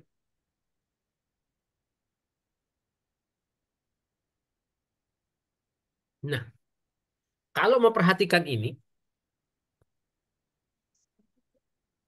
Bapak Ibu kalau kita menggunakan instrumen ini, kecenderungannya nanti ke dalam program BK banyak di bimbingannya, layanan dasarnya. Kalau untuk layanan konseling, data ini tidak cukup. Maka data pendukung ini tentang kondisi atau kesulitan-kesulitannya bisa menjadi dasar untuk melakukan layanan konseling.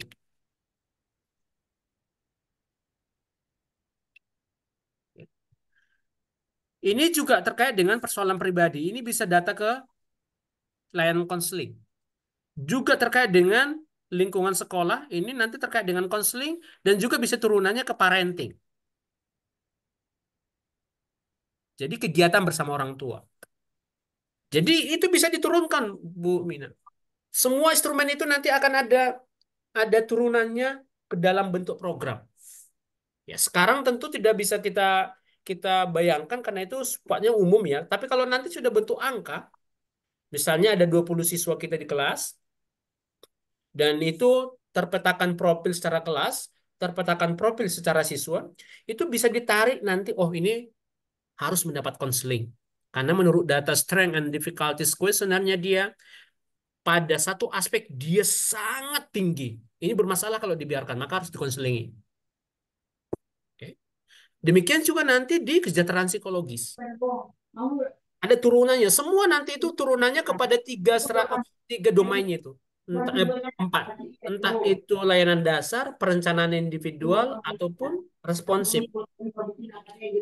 Dan juga dukungan sistemnya. Jadi tidak bisa dibayangkan kalau nanti itu sekarang belum bisa dibayangkan tentu karena dia tidak dapat belum kelihatan datanya.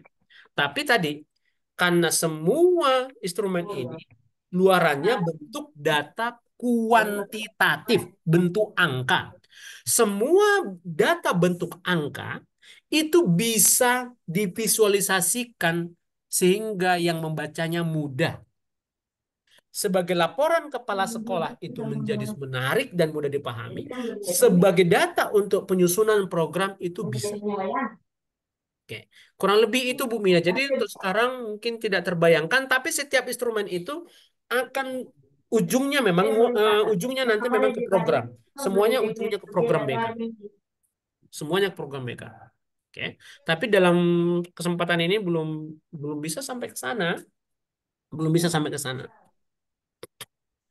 Baik, saya lihat chat apakah ada pertanyaan.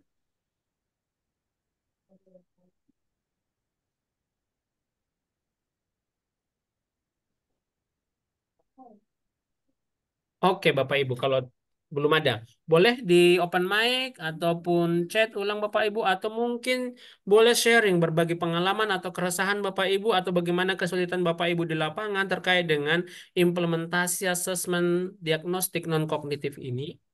Ya, Pak mungkin B, Pak. boleh cerita juga bagaimana dengan guru-guru mata pelajaran melakukan. Oke, Bu Oke, Dwi Anjani boleh. oh Silakan. ya, oke saya dulu Pak. Boleh, Oke, Bu. jadi begini Pak, saya kan suka sekali mengikuti kegiatan-kegiatan webinar, Mhm. apa namanya, yang berbasis online, kemudian yang berbau dengan pendidikan. Mungkin itu salah satu yang memotivasi saya ya seperti yang saya bilang tadi di awal, karena saya bukan berasal dari jurusan pendidikan. Jadi seperti itu. Jadi untuk sekarang ini saya itu kalau fokusnya ke bimbingan konseling untuk sementara saya menggunakan asesmen non diagnostik termasuk ke dalamnya itu ada minat dan bakat anak-anak, kemudian apa namanya? Kesulitan belajarnya, pelajaran yang disukai apa, ada beberapa pertanyaan yang ada di dalam. Yang jadi pertanyaan saya itu saya belum bisa masih sampai sebatas membagikan angket itu apa asesmen itu melalui apa namanya Google melalui Form. Google Form. Mhm. Tetapi saya hampir setiap hari berinteraksi dengan siswa Ah, karena ketika saya pertama datang di depan dulu menyambut kedatangan siswa, kemudian setelah itu ketika bel berbunyi untuk apa namanya mengikuti kegiatan apel. Sebelum saya apa namanya pertama datang, saya mengecek dulu keadaan siswa di kelas, kemudian ke depan kembali untuk memberikan apa namanya ini melihat keadaan siswa itu di depan. Setelah itu hampir setiap hari saya itu dalam satu hari di sekolah itu ada mungkin bosan anak-anak lihat muka saya, Pak. Karena setiap hari di jam pertama sebelum mereka belajar, saya sudah berkeliling. Melihat ah, keadaan mereka, berapa yang hadir, berapa yang ikut ya. apel pagi. Kemudian menanyakan keseharian mereka seperti apa. Jadi berbincang-bincang sedikit demi sedikit adalah yang saya peroleh dari data yang mereka ini Hmm. sampaikan. Kemudian di pertengahan pun setelah selesai istirahat jam pertama, saya berkeliling lagi melihat keadaan di dalam kelas. Jadi saya bisa tahu, oh kelas ini tidak ada gurunya, kelas ini yang ini. Bahkan ada beberapa orang guru biasanya kalau mau apa sakit atau izin, mereka menitipkan ke saya, Ibu Anjani bisa masuk ke kelasku ke jamku. Oh iya Ibu siap. Tapi kalau untuk menggantikan, saya belum fokus untuk memberikan materi ke BK ke mereka karena kan saya apa namanya membuat programnya ini Pak. Saya sudah buatkan ini apa namanya formatnya untuk program apa. Cuman untuk pembagiannya itu saya sisa menyesuaikan, sisa mencentang-centang. Hari ini saya melakukan layanan apa, di mana bagiannya. Jadi saya sisa stabilo Pak. Jadi Hmm. saya untuk permulaan bagi saya dan untuk mendalami bimbingan konseling itu seperti apa. Jadi saya sengaja menghadirkan narasumber yang sudah berkompeten, yang mau berbagi praktik baik, agar saya bisa belajar lebih dalam mengenai bagaimana caranya menganalisis. Kemudian saya sebenarnya lebih fokus ke Riasek, Pak. Hmm. Ya, seperti itu. Itu yang lebih saya, apa namanya, lebih saya, karena kemarin di MGBK sempat ini ibu yang sudah bukan masuk ke pensiun, tapi sudah pensiun.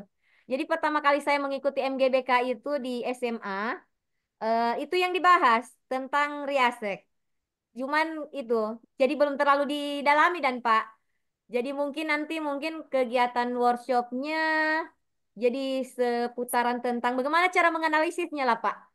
Seperti itu, seperti yang tadi Bapak tidak bisa dijelaskan untuk hari ini, tetapi ke depannya kita akan buat seperti itu. Karena saya perlu banyak sekali belajar tentang itu, Pak.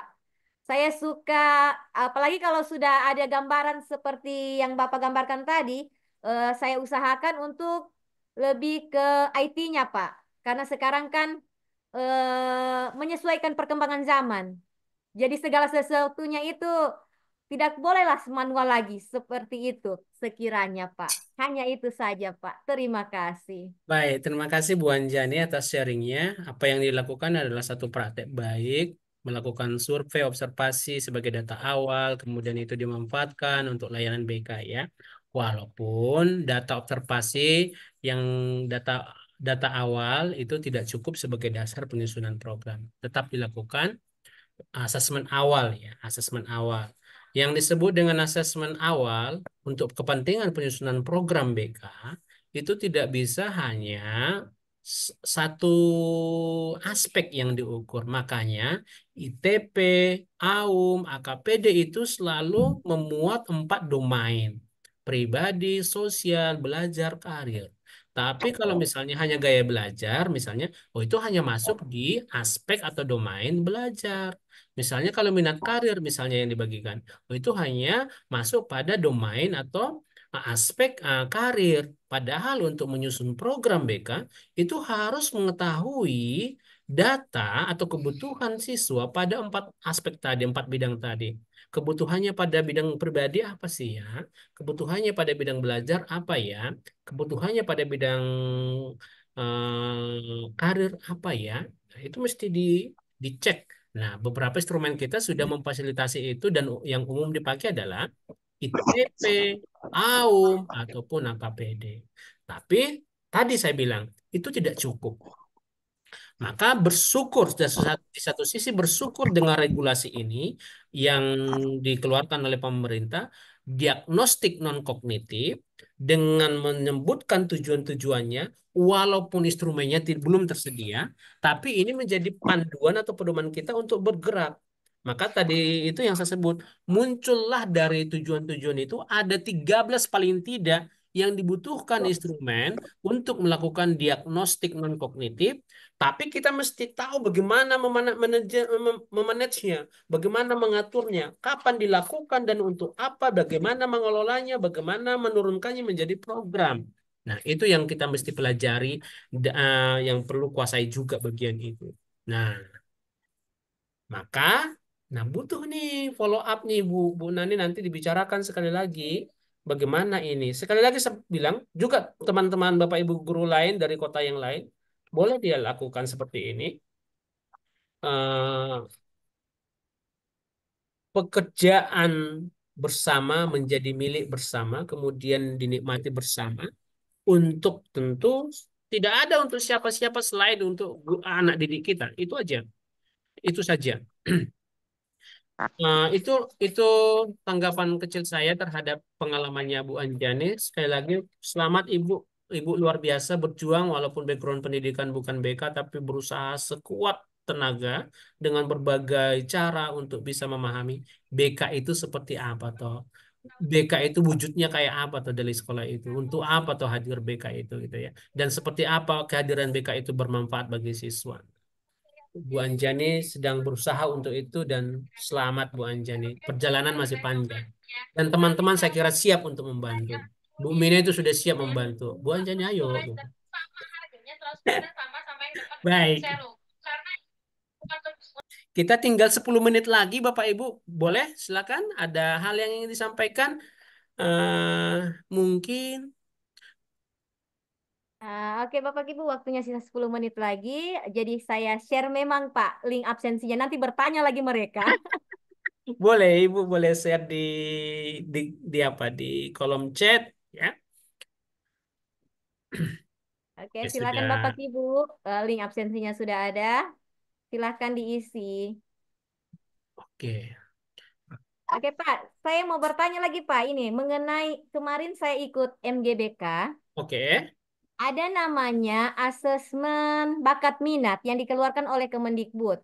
Oke. Yang jadi permasalahannya, itu kan kalau di tahun 2023 katanya itu apa namanya, masih percobaan beberapa sekolah. Tetapi di tahun 2024 itu sudah berlaku untuk semua sekolah. Tetapi kalau di provinsinya kita khususnya Sulawesi Tengah, itu kayaknya masih ada sekolah-sekolah pilihan.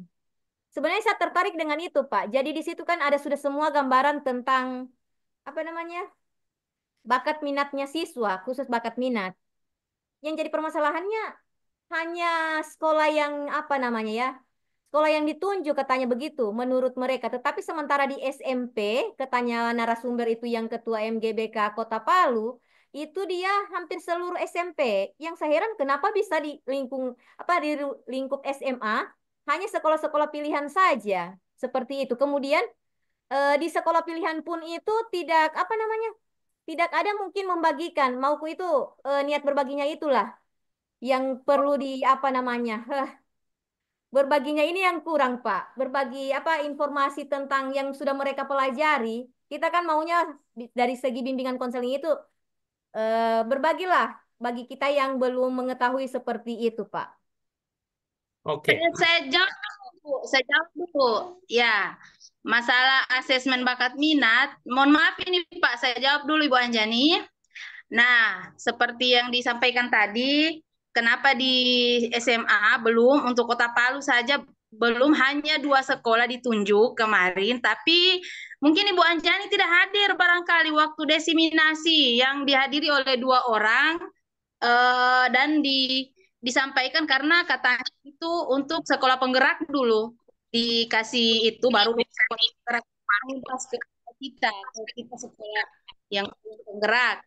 Jadi untuk itu yang bakat minat itu sudah kemarin didesiminasikan. Mungkin Ibu Anjani tidak hadir atau belum, bagaimana lalu itu belum, sudah ada didesiminasi, disampaikan oleh Ibu Endang sama Ibu dari SMA 3, Ibu Fitria. Jadi ada 2 sekolah mewakili SMK dan SMA. Mungkin itu barangkali Ibu Anjani. Oh Ya. iya, berarti saya tidak hadir kayaknya lalu.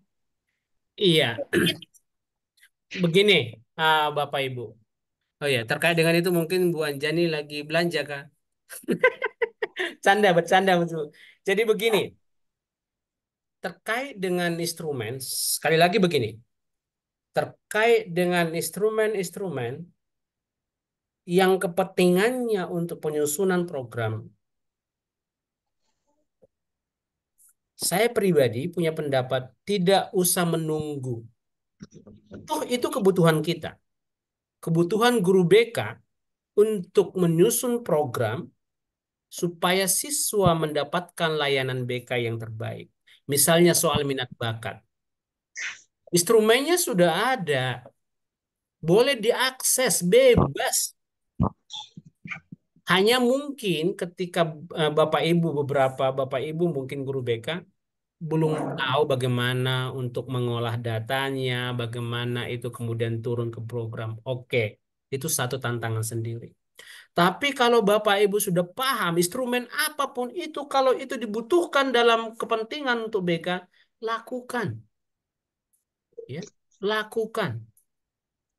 Ya, dilakukan Bapak Ibu. Misalnya ini tadi, ada 13 instrumen tadi. Di dalamnya kan ada minat bakat juga. Minat bakat yang dikembangkan oleh menunjukkan Poland. dia Bu, tapi masih dia Dikembangkan oleh sedang Poland. Ya, kalau itu nanti misalnya berhasil kita susun, Bapak Ibu masih menunggu arahan dari pemerintah, sementara itu sangat penting untuk kita, untuk anak-anak kita. Tidak usah menunggu, kita lakukan saja. Syukur kalau memang, ya kita tidak tahu ya, pergerakan informasi di berbagai daerah itu kan beda-beda. Di Jawa mungkin pergerakan informasinya cepat, sementara di luar Jawa misalnya itu agak lambat, dan tentu juga yang memfasilitasi orang yang berbeda. Mungkin dia dapat pelatihan dulu di Jawa, baru kemudian tentu mungkin informasinya tidak utuh atau mungkin ya tidak selengkap yang kalau itu disampaikan oleh fasilitator utamanya misalnya. Sehingga masih butuh proses. Ya. Tapi prinsipnya semua instrumen yang mendukung pengembangan program BK baik itu yang disusun oleh Bapak Ibu maupun itu yang dikeluarkan oleh pemerintah, selama itu bisa diakses dan Bapak Ibu paham maksudnya apa, paham bagaimana menggunakannya, paham bagaimana memanfaatkannya dalam program, dilakukan, dilakukan. Ya. Karena itu kebutuhan kita. Justru sebetulnya kecepatan Bapak Ibu dalam respon perubahan ini adalah satu satu keunggulan, satu nilai positif Bapak Ibu. Sementara di sekolah lain itu masih bergerak atau menunggu, Bapak Ibu sudah, hmm, itu luar biasa ya. Begitu Bu Anjani. Kemudian Pak Teddy mau menyampaikan atau berbagi sesuatu nih. Boleh Pak Teddy, boleh open mic, silakan. Ya, terima kasih Pak Donald. Ya. Eh, Menurut saya kalau yang diadakan kementerian itu memang yang pertama diutamakan sekolah penggerak. Yang kedua itu mendaftar dan yang ketiga itu langsung seperti ANBK ya. Jadi kita tidak tahu item-item apa yang diteskan, kemudian kita tidak bisa karena itu tidak bisa didownload, tidak bisa diunduh. Cuman yang le- lebih membuat kita senang itu hasilnya bisa dibagikan. Berbeda dengan ANBK yang hasilnya Hanya untuk langsung pemerintah. secara umum tingkat kabupaten begitu atau kota begitu. Jadi kalau yang kemarin itu per personil itu per siswa itu sudah muncul eh, item-itemnya. Jadi hasilnya bagaimana itu sudah lengkap.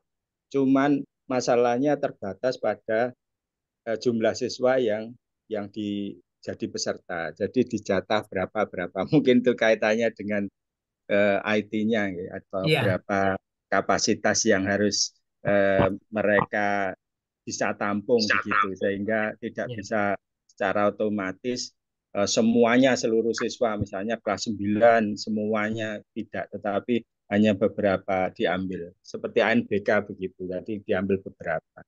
Itu Pak Dana, terima kasih. Terima kasih Pak Teddy informasinya, sharingnya. Jadi ada by name ya, guru yang diundang dan itu biasanya berasal dari sekolah penggerak. Dan itu kalau disebut tadi ada uji coba, barangkali memang itu satu aplikasi yang dikembangkan oleh pemerintah. Tentu pengembangnya adalah mitra pemerintah ya. Kemudian dicobakan pada beberapa sekolah, kemudian diseminasinya by name pada beberapa guru yang tersebut namanya yang terlibat dalam guru penggerak ya. Tapi nanti pasti akan semuanya. Tapi sekali lagi ini satu aplikasi. eh, Prinsipnya aplikasi memudahkan, memudahkan Bapak Ibu. Seperti tadi Pak tadi mengatakan, udah kelihatan itu analisisnya itu langsung hasilnya ada profil masing-masing siswanya gitu ya. Hanya terbatas kalau siswanya banyak itu tidak bisa. Jadi hanya terbatas 30 siswa, 40 siswa. Nah, catatan saya adalah kalau Bapak Ibu bisa menganalisisnya tanpa aplikasi dan Bapak Ibu paham, kenapa tidak? Ya, kenapa tidak? Jadi versinya sekolah, tapi tadi paham betul instrumen itu, paham betul pedoman analisis, coding analisis, coding analisis sama interpretasinya. Ah, Bapak Ibu, itu ilmunya. Mau nanti dia diwujudkan dalam bentuk aplikasi yang tahu tentang teknologi komputer misalnya, oke silahkan. Tapi ilmunya itu, Bapak Ibu tahu bagaimana mengcoding masing-masing item instrumen itu, lalu bagaimana menganalisisnya, lalu bagaimana menginterpretasikannya, boleh tanpa menunggu aplikasi, boleh. Ilmunya itu di situ bagian itu, ya bagian itu Bapak Ibu. Ya. Kalau ada aplikasi ya syukur boleh dimanfaatkan. Kalaupun tidak, kalau bisa, lanjut gitu, maju saja. Maju saja. Iya. Saya sementara ini Pak, apa namanya? Mau mempelajari seperti itu, kemudian mau belajar bagaimana caranya membuat aplikasi dan itu gratis, tidak berbayar untuk guru-guru BK. Saya itu yang saya niatkan. Jadi saya pelajari dulu dan pahami baik-baik. Setelah itu saya buatkan aplikasi, insya Allah bisalah, walaupun Amin. sederhana dan bisa dibagikan secara gratis tanpa Amin. membeli. Insya Allah Pak. Ya, ya, ya, boleh. Baik, Bu Anjani, karena waktu kita sudah habis, sekali lagi saya mengucapkan terima kasih atas undangan berbagi di MGBK Kota Palu dan semangat terus untuk teman-teman guru BK di MGBK Kota Palu juga Bapak Ibu yang hadir dari kota lain. Dan saya mohon maaf jika selama sesi kita ada kata-kata yang tidak pas atau kurang nyaman untuk didengarkan bagi Bapak Ibu karena kita lintas budaya begini. Saya memohon maaf dan selamat melanjutkan aktivitas. Semangat untuk berbagi dan untuk menjadi berkat untuk perkembangan positif anak-anak didik kita. Terima kasih. Oke, terima kasih Pak Donald. Ditunggu nanti lagi Pak pada kegiatan workshopnya atau apa ya, diklat lah atau apa sejenisnya. Dan Iya, nanti Bab, di kesempatan soal itu nanti boleh Bu kita diskusi dulu. Nanti kita boleh japri Ibu. Karena itu kan Bapak Ibu yang MGBK Kota Palu dan juga Bapak Ibu yang dari kota lain itu kan rangkaian. Dan itu butuh proses, butuh melibatkan Bapak Ibu supaya nanti uh, in- prosesnya itu dua arah. Jadi saya memandu Bapak Ibu bekerja, kemudian saya memberikan kurasi atau uh, pemeriksaan, kemudian menjadi sebuah produk. Ya, kemudian produk itu menjadi satu milik bersama. Ya, syukur kalau misalnya MGBK kota yang lain mengundang MGBK Kota Palu misalnya. Boleh berbagi dong Bu Anjani datang ke MGBK Manado misalnya. Oh, dari Manado, datang bagi ya.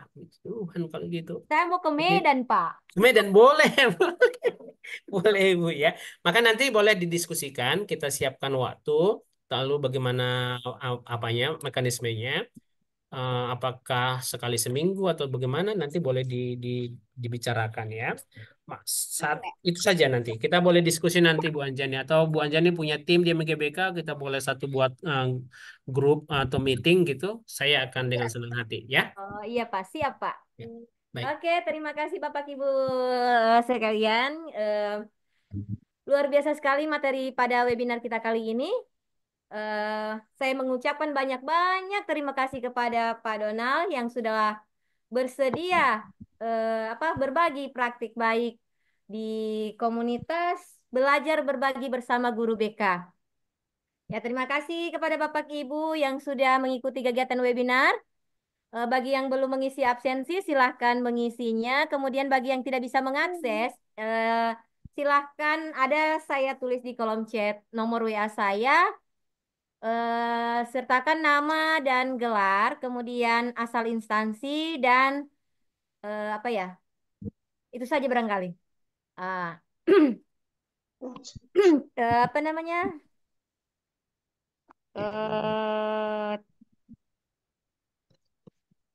apa ya? Saya mau pantun tapi saya tidak siapkan pantun, jadi saya tidak bisa berpantun. Mungkin itu saja dari saya selaku penyelenggara dan sebagai moderator. Saya akhiri. Wabillahi taufiq wal hidayah. Wassalamualaikum warahmatullahi wabarakatuh. Assalamualaikum warahmatullahi wabarakatuh. Terima kasih Pak Donald. Sama-sama, saya izin tutup kelas Bapak Ibu.